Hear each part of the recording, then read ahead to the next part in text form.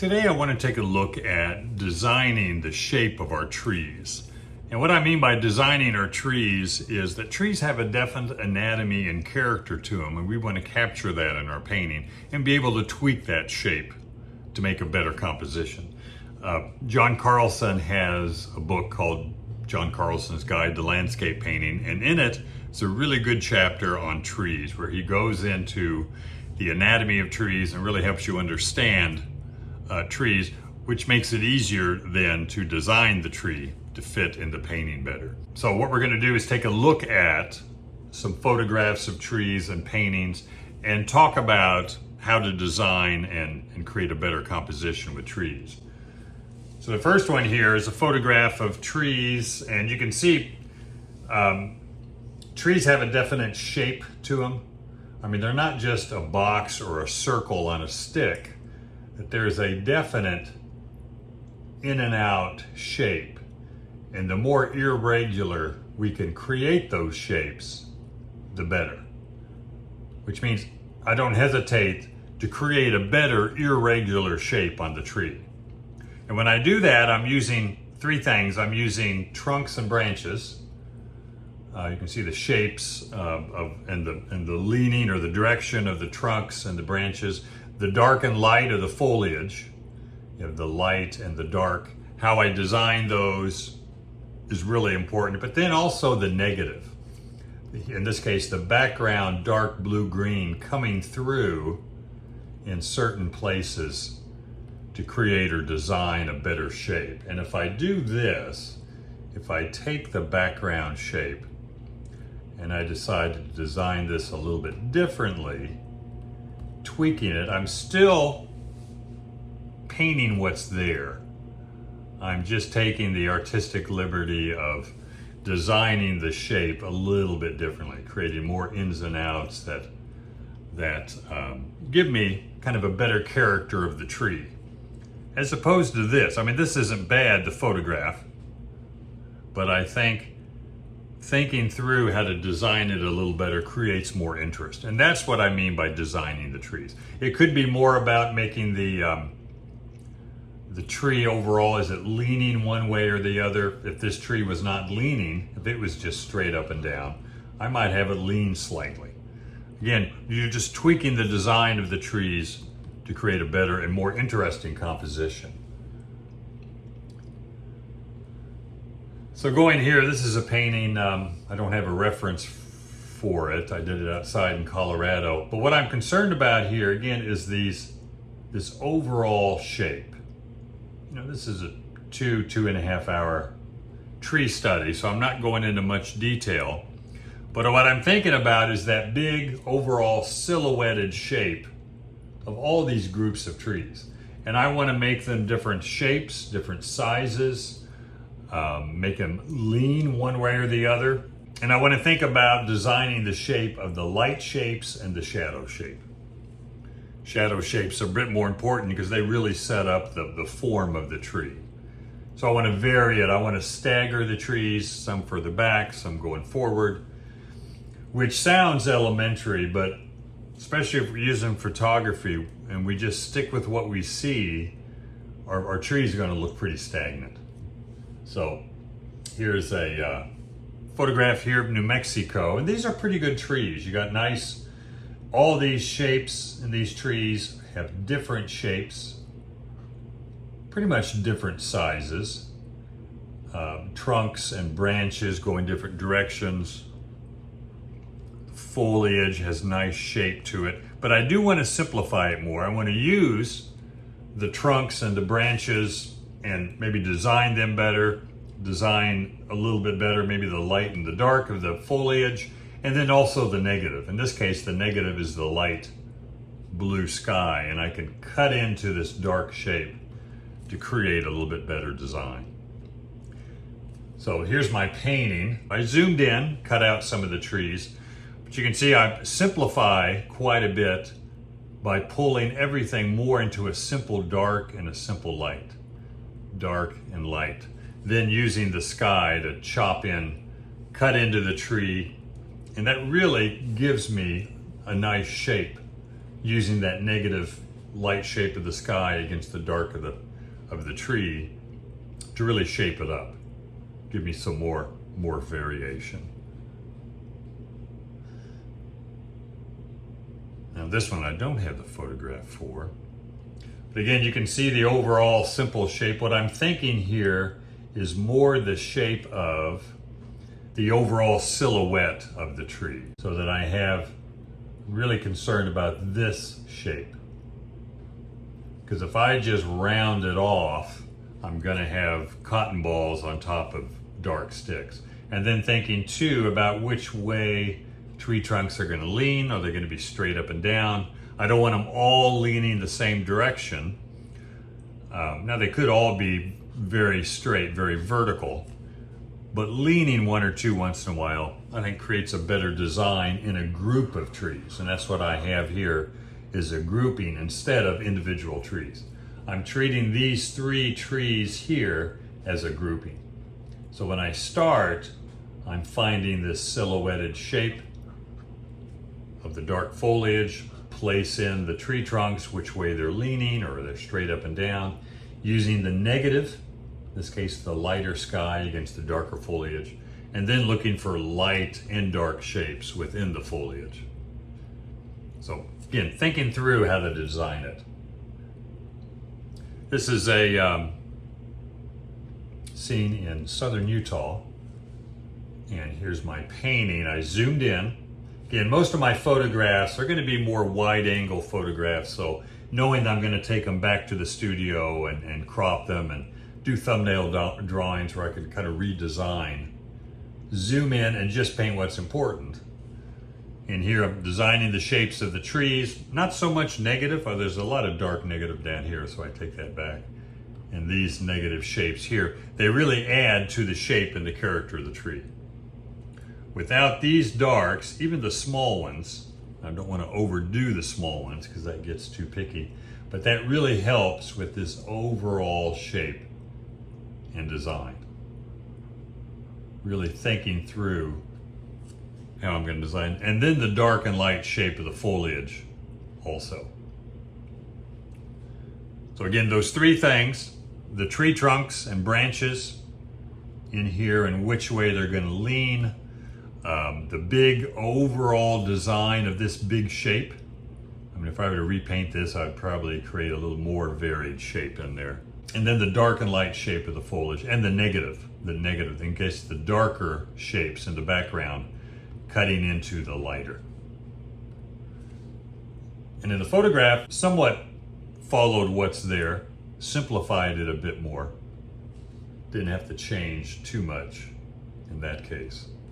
Here also, this is a bigger image that I zoomed in, but zooming in to more what's important, I can then in the painting design these shapes to create more varied shapes. I don't have any leaning, but I've used a lot of the dark negative blue-green in the background trees to really break up and create more interesting shapes in these lighter yellow-green trees. Again, just thinking through how to design this. I also want to pay attention to the lighting. This is backlit.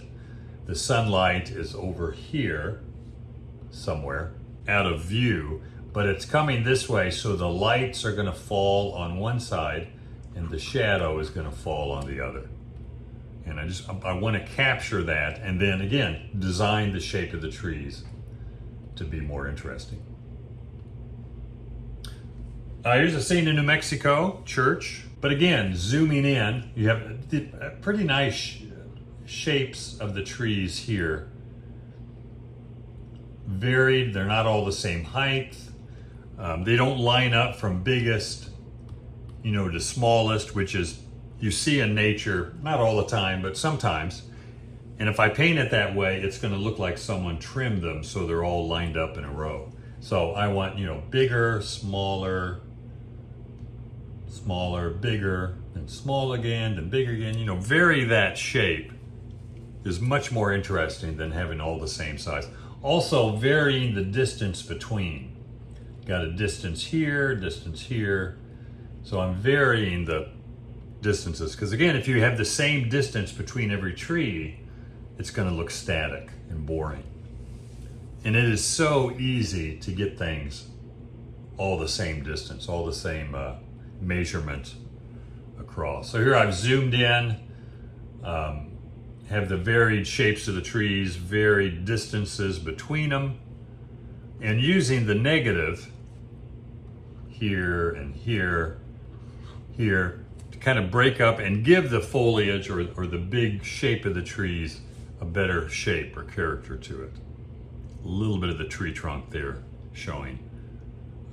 But even these small little negative shapes of the sky showing through, they're not very big, but they're pretty important. They really give more character to the tree. And the idea that, you know, if I've got 1, 2, 3, I've got about 4 sky holes, maybe 5 in this tree.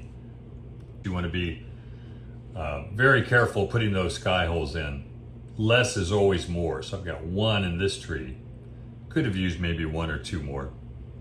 But keep it simple. You just need enough, again, to give the tree more interesting shape. So another scene in New Mexico, cottonwoods. Real nice character in the tree trunks and branches here. I really like these shapes. And that was my focal point in the whole painting, not just the trees, is I want to show those variations of shapes. Some are leaning, some are winding around, going straight up, leaning over the other way. So really nice shapes there. Then I want to design the dark and light shapes of the foliage and the overall shape, which is, again, probably the most important, getting that overall shape in there. Then using the negative, in this case, the lighter blue sky against the darker orange and yellow-orange. And here is the painting.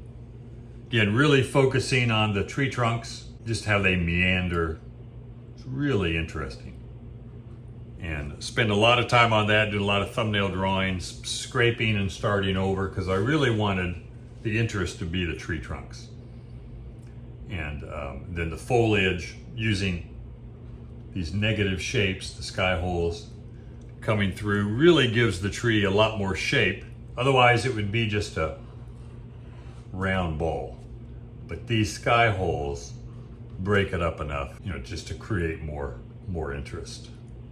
So another one in Colorado, got the shapes of the trees here, a little lined up, small, next small, or next biggest, on, you know, from small to big, and I want to vary that. I did a lot of changes in this reference.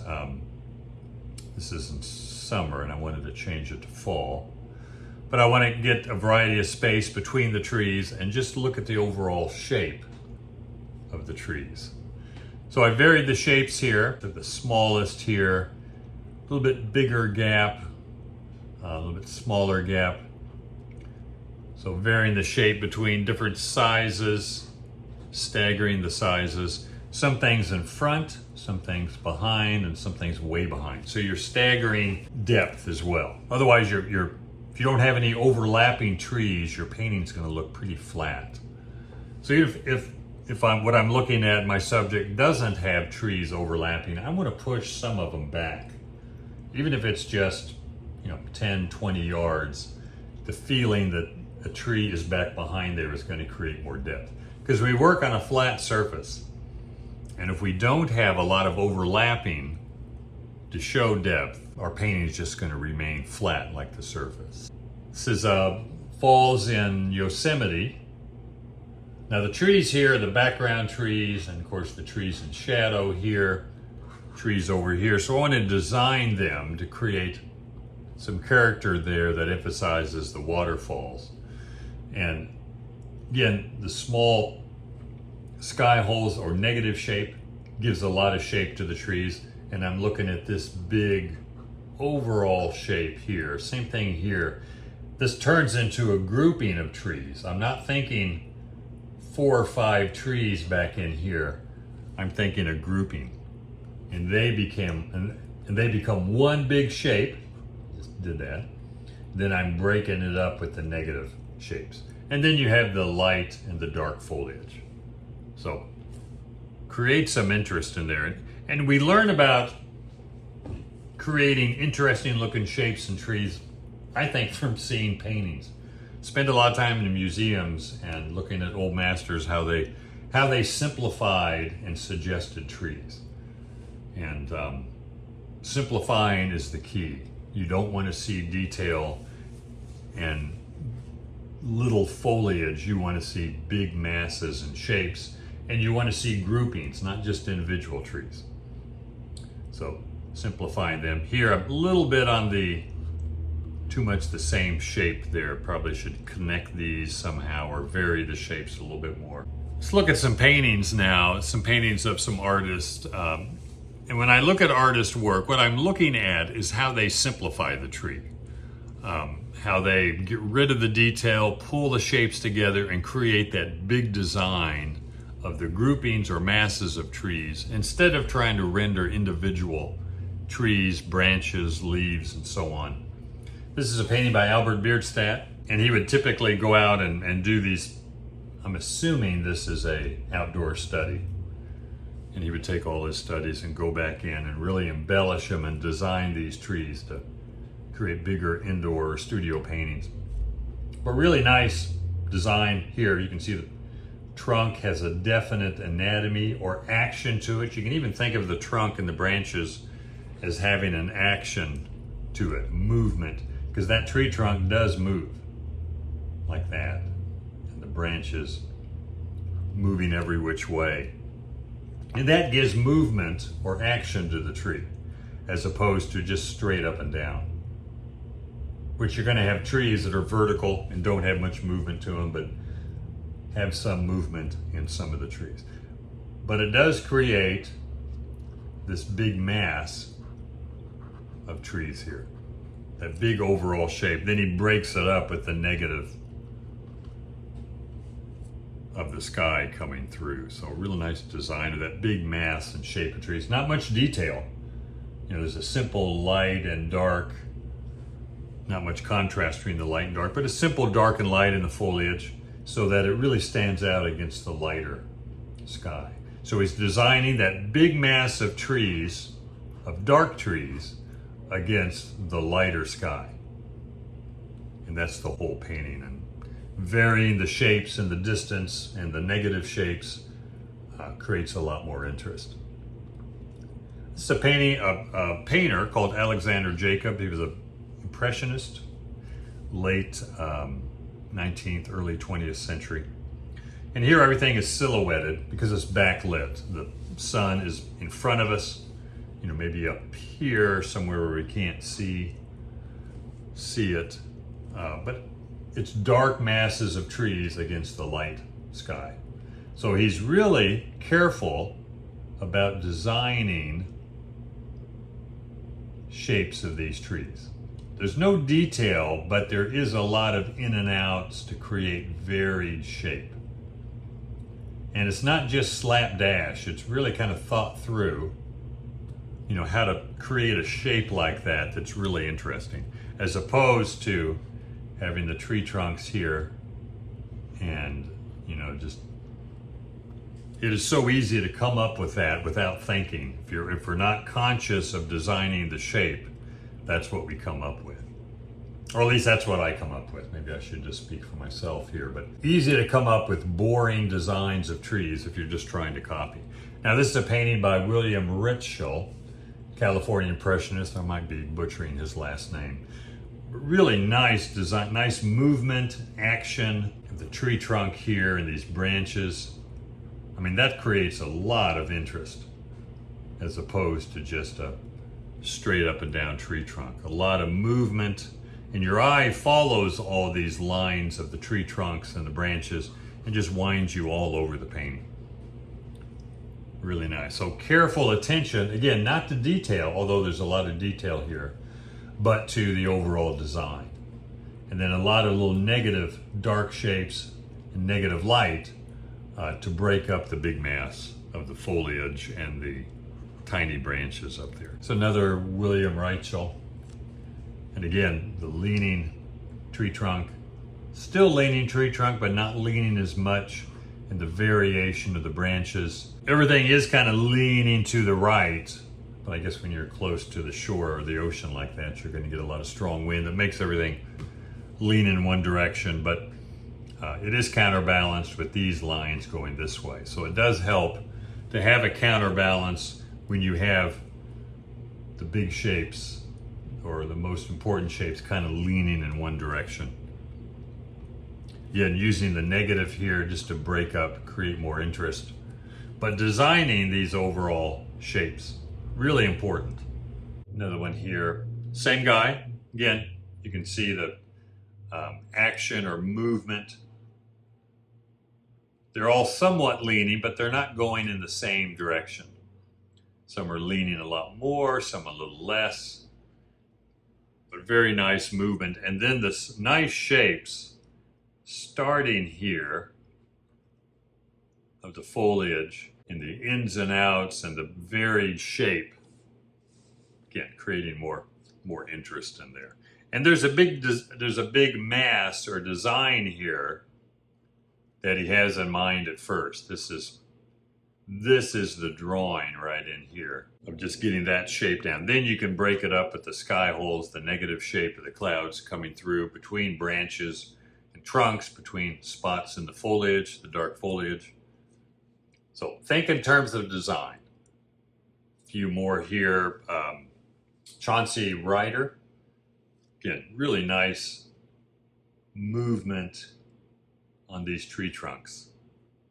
And then even though there's not a lot of foliage, it's towards the end of autumn maybe, there's still the mass of tiny branches and the shapes created in there. Very nice. With the negative, if I zoom in here a little bit, the negative shapes of the lighter sky against the darker branches. Now he's softened the edges, aside from this image not being very big, so not easy to see, but he pushes and pulls the edges to soften those sky holes, where here they're not softened. They're a little bit harder. Now, this is Emil Carlson. Not much foliage. The foliage is in the background, the light yellow and then the dark blue-green. But he's designing these tree trunks. And very simple, kind of a minimal feel here. He's no detail to speak of. But he's designing not just the big masses of the foliage and the sky in the background and the rock, then the grass, and then the tree trunks. And again, this is that idea of the different spacing between the tree trunks and how that creates more interest.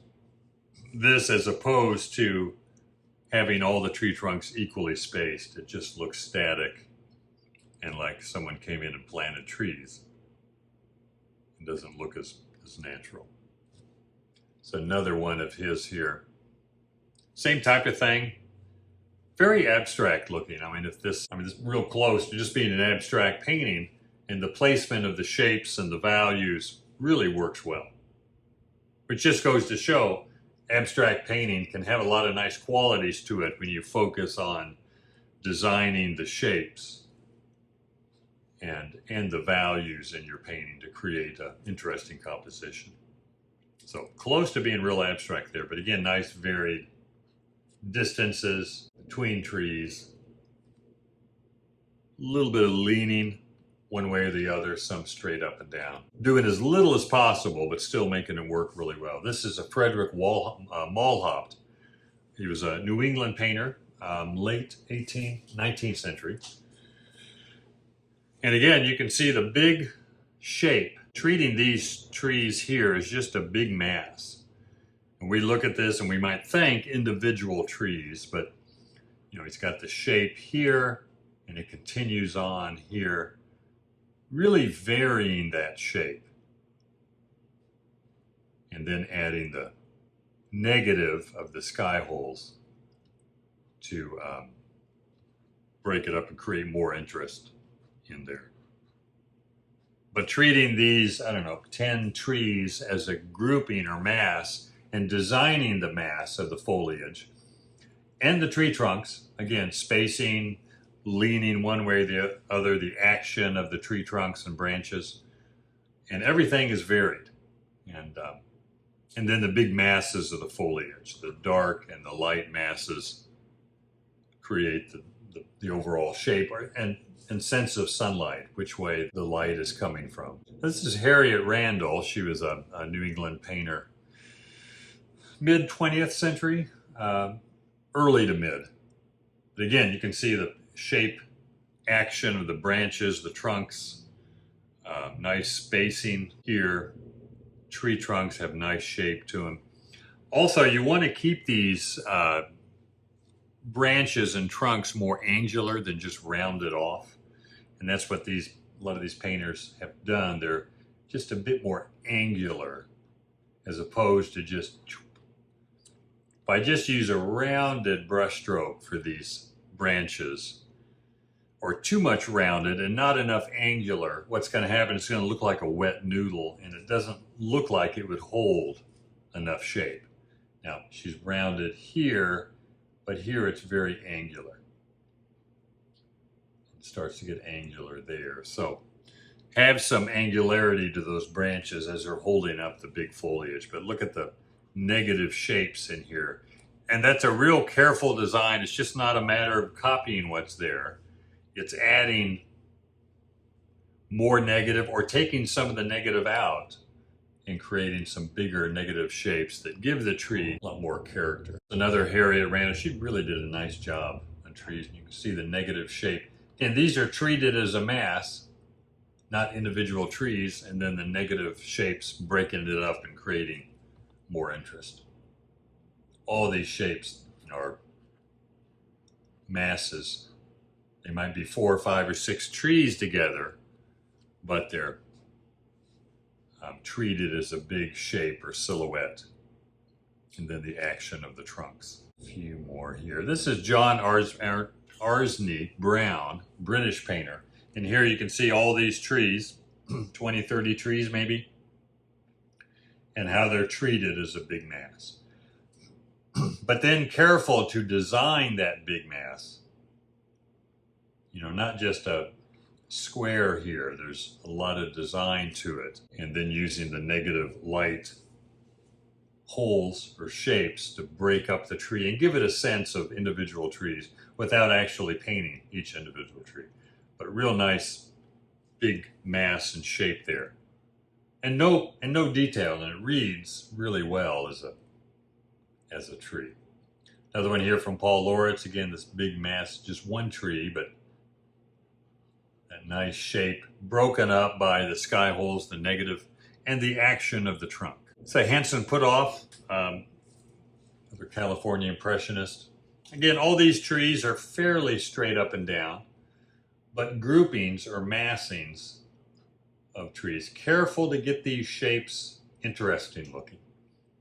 Not just haphazard or just trying to copy exactly what's there. Using these negative light shapes of the sunlit mountain coming through the dark tree to break it up. It's a nice shape right here.